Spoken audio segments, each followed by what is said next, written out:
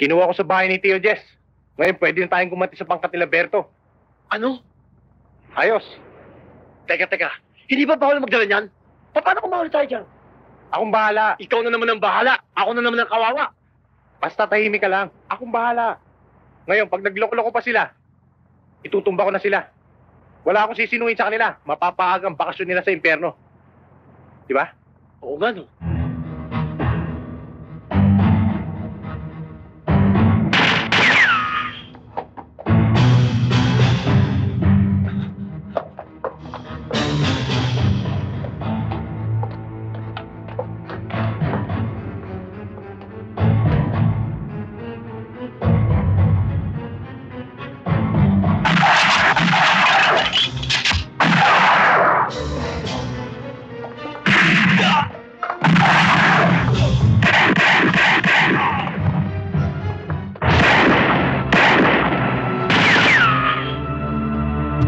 Yung pito.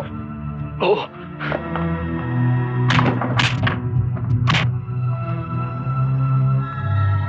Roy!